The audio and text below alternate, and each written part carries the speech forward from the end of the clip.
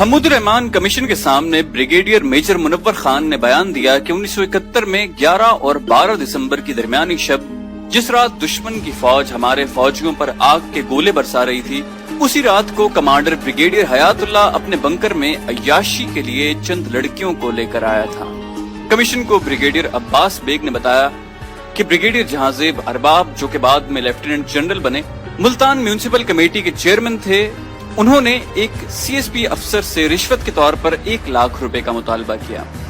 अफसर ने खुदकुशी कर ली और अपने पीछे एक पर्ची पर लिखा छोड़ गया कि ब्रिगेडियर जहांजेब अरबाब ने उससे 1 लाख रुपए का मुतालबा किया, हालांकि उसने सिर्फ 15,000 रुपए कमाए थे। यही जहांजेब अरबाब था जिसने बाद अज़ां बतौर कमांडर साबिक मशरकी पाकिस्तान में ब्रिगेड 57 सिराजगंज में नेशनल बैंक के खजाने से 13.5 करोड़ रुपए लूटे थे। कैप्टन की तहकीकात से ये बात भी सामने आई कि मेजर जनरल खुदादाद Khan adjutant general Pakistan army के न सिर्फ मशहूर जमाना जनरल अकलीम अख्तर रानी के साथ नाजायज ताल्लुकात थे, बल्कि उसने मार्शल लॉ के दौरान कई मुकदमात दबाने में जनरल रानी की मावनत भी की। जनरल रानी हमारी हुकूमती तारीख का एक जखीम लेकिन रंगीन बाब थी। उसके सीने में कई राज हाय सरबस्ता दफन है। वो वाहिद औरत थी जो बता सकती थी कि किस किस दौर में उसकी कौन कौन सी महासर हम जोलियों ने ईवान हाय इक़्तिदार में शराब व शबाब की महाफिल आरास्ता करने की जिम्मेदारी ले रखी थी। वाह अफसोस कि ये राज उनके पैबंदे खाक होते ही रिस्क खाक बन गए। इन जिगरदार और चटखारेदार खवातीन को जनरल न्याजी खुशबूदार देवदासियां कहा करते थे। इन देवदासियों ने इस माशरे और मुमलिकत में पंचतारा अदा फरोशी और हया फरोशी को मुतारिफ करवाया। जनरल रानी पंचतारा अदा फरोशी की बानियों में से एक थी। जनरल याह्या खान के अहद इक़्तिदार में रानी का चर्चा हुआ। राजा रानी की रंगरलियों और चोंचलों की होशरुबा दास्तानें याह्या खान के ऐवान इक़्तिदार से रुखसत होने के बाद मंजर आम पर आईं। रानी और याह्या खान के माबैन गुलो बुलबुल और शमा व परवाना का साथ तिलाज़माती ताल्लुक था। याह्या खान बवजू उन पर जान छिड़कते थे। उस दौर की ब्यूरोक्रेसी और सियासत के कई दीगर जर्नैल भी अकलीम अख्तर उर्फ जनरल रानी की चश्मे सुरमगी से शराब इल्तिफात कशीद करते रहे। जनरल रानी की रकाबत अगर किसी से थी तो वो थी मलका तरन्नुम नूरजहां। भुट्टो दौर में जनरल रानी ने अपने डेरे शारे कायदे आजम पर वाक़े इंटरकॉन्टिनेंटल के एक स्वीट में आबाद कर रखे थे। वक्त के हुक्मरान उनके आस्ताने पर जबीन न्याज लेकर हाजिर होते और अपने शरारती मन की मुरादें पाते। घर गवर्नर बने तो इस किस्म की इत्तलात मौसूल होना शुरू हुई कि जनरल रानी की जलवागाहे जमालो विसाल साजिशों का गढ़ बन रही है। नीले आसमान की बूढ़ी आंखों ने इस ताकतवर औरत की दहलीज पर जाने वक्त के कितने आला अफसरान को नासिया फरसाई करते देखा। आसमान ने रंग बदला, हालात ने पलटा खाया, लैलो नहार की गर्दिश ने करवट ली और पंजाब पुलिस हरकत में आई। एक शब जनरल रानी को बमा साजो सामान साजिशगाह से हिफाजती हिरासत में लेकर कोतवाली थाने पहुंचा दिया गया। कोतवाली थाने के हवालात में 20वीं सदी के जहांगीर की ये नूरजहां मज़ारे बेकसी बनी दीदा इबरत निगाह को दावत गौर और फिक्र दे रही थी। अखबारी नुमाइंदों को इतला मिली तो हर कोई भागम भाग कोतवाली पहुंचा।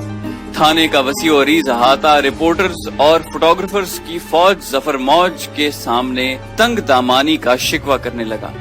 बारसूख अखबारी नुमाइंदों को मौसूफा तक पहुंचने की खुसूसी इजाजत दे दी गई। वो तस्वीर बेबसी बने सर झुकाए हर सवाल सुनती रही, लेकिन किसी भी सवाल का माकूल जवाब देना उसने मुनासिब न जाना। सहाफी चुटकी भरते, याह्या खान के हवाले से यादों को साज देने की इस्तदा करते, लेकिन जनरल रानी का तो यह हाल था कि काटो तो बदन में लहू नहीं। बाद अज खराबी बसियार उसके होंठ फड़फड़ाए और उसने कपकपाते लहजे में जवाब दिया कि बस नक्शा बिगड़ गया। समंदर की पाताल और आसमान की पहनाइयों से खबर ढूंढ निकालने वाले खोजी रिपोर्टर बसद हसरत व मुराद नाकाम लौटे। वो ये न जान सके कि कौन सा नक्शा बिगड़ गया। उस रात ये खोजी कोई बड़ी खबर हासिल करने में नाकाम रहे। घर दौर में जनरल रानी मफरूर इश्तहारी मुल्जिमों की तरह जाबजा छुपती फिरती रही। अगले वक्त के मेहरबानों के दरवाजे दर तौबा की तरह बंद हो चुके थे। नया ऐवान इख्तिदार उनके लिए शजर ममनुआ था।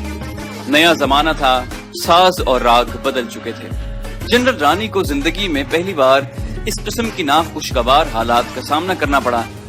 وہ اپنے آشناؤں سے رابطہ کرتی، ہر ایک کی منت سماجت کرتی، جائے اما اور دارالعما فراہم کرنے کی بنتی کرتی، لیکن نئے دور میں حکمرانوں کی عطاب سے بچنے کے لیے ہمہ نوعی بیوروکریسی کے اسفندیار اور افراسیاب بھی اپنی اس چہیتی سے آنکھیں چرانے لگے۔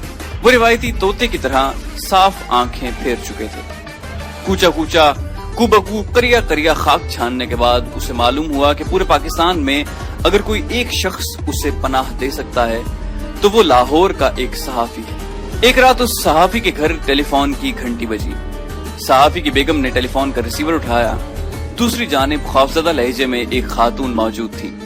کہنے لگی، بیگم صاحبہ مجھے پناہ چاہیے، میں ایک مظلوم خاتون ہوں، مجھے زمانے نے دھتکار دیا ہے۔ کل تک میری چوکھٹ بڑی بڑی نامور پیشانیوں کی سجدگاہ تھی، اور آج میں جس بھی دروازے پر جاتی ہوں مجھے کھوٹے سکے کی طرح لوٹا دیا جاتا ہے۔ نامور صحافی کی بیگم نے کہا کہ آپ جانتی ہیں کہ آپ نے کس کے گھر فون کیا ہے؟ رانی نے بتایا کہ میں نے آپ کے شوہر آغا شورش کاشمیری کی جگرداری اور بہادری کی داستانیں سن رکھی ہیں۔ مجھے میرے ملنے والوں نے بتایا کہ وہ مظلوموں کا ساتھ دینے میں کبھی ہچکچاہٹ محسوس نہیں کرتے۔ بیگم صاحبہ نے کہا، آغا صاحب اس وقت آرام کر رہے ہیں، وہ جب سو رہے ہوں تو ہم میں سے کسی کی بھی جرت نہیں ہوتی کہ انہیں جگا سکے۔ وہ جب لکھنے میں مصروف ہوں یا آرام کر رہے ہوں تو کسی قسم کی مداخلت اور خلل برداشت نہیں کرتے۔ 1-2 گھنٹے گزرنے کے بعد فون کی گھنٹی دوبارہ بجی۔ دوسری جانب بولنے والی خاتون نے یہ اعلان کیا کہ میں انتہائی مجبور ہوں اور میرے پاس بجز اس کے کوئی اور چارہ نہیں کہ میں بنفس نفیس آپ کے دولت کدے پر حاضر ہو جاؤں۔ چند گھنٹے گزرنے کے بعد رات کے پچھلے پہر جنرل رانی آغا شورش کاشمیری کے گھر کے دروازے کے باہر موجود تھی۔ آغا صاحب کو بامر مجبوری نیند سے جگایا گیا۔ وہ باہر آئے اور پرسش احوال کی۔ جنرل رانی نے حکومتی مظالم کی ایک طوفانی داستان سنائی اور اس کے بعد پناہ کی طلبگار ہوئی۔ آغا صاحب نے کہا کہ میں تمہیں تادیر اپنے ہاں پناہ نہیں دے سکتا۔ یہ سننا تھا کہ جنرل رانی نے ایک ضخیم البم آغا صاحب کو پیش کیا اور کہا کہ اس البم میں پاکستان کے سول اور ملٹری بیوروکریٹس، سیاستدانوں اور سرمایہ داروں کی زندگی کے مخفی گوشے تصویری زبان میں حقیقت حال بیان کر رہے ہیں۔ آغا صاحب نے جنرل رانی کو اپنے ہاں ایک رات ٹھہرنے کی اجازت دے دی۔ یہ رات جنرل رانی نے آغا شورش کاشمیری کے گھر کے عقب میں بھینس کے لیے بنے ایک چھپر کے نیچے گزاری۔ 5 ستارہ ہوٹلوں، صدارتی محلوں اور وزارتی ایوانوں کی مخملی اور گداز بستروں پر راتیں بسر کرنے کی عادی خاتون کے لیے یہ رات یقیناً قیامت کی رات تھی۔ صبح ہوتے ہی وہ چل دی۔ آغا صاحب نے اس کے دیے ہوئے تحفے کو اس کی آنکھوں کے سامنے نظر آتش کر دیا۔ کہا کہ اقتدار سے محروم ہونے والے لوگوں کے عیب اچھالنا بزدلوں کا کام ہے۔ آج تم یہ تصویریں اٹھائے پھر رہی ہو، کل تم ان لوگوں کے نگار خانہ عیش کی رونق ہوگی۔ آغا صاحب نے جو کچھ کہا وہ سچ ثابت ہوا۔ بھٹو حکومت سے جنرل رانی کی خفیہ ڈیل ہو گئی۔ جنرل رانی بھی زیر زمین چلی گئیں اور اس کے بارے میں اچھالی جانے والی رنگین داستانوں پر بھی پردہ ڈال دیا گیا۔ ایک غیر معمولی انٹرویو میں جنرل رانی نے انکشاف کیا کہ ایک رات آغا جانی مجھ سے ملنے آئے تھے اور کسی حد تک بے چین تھے۔ آتے ہی مجھ سے پوچھا کہ تمہیں فلم دھی رانی کا گانا چیچی دا چھلا آتا ہے؟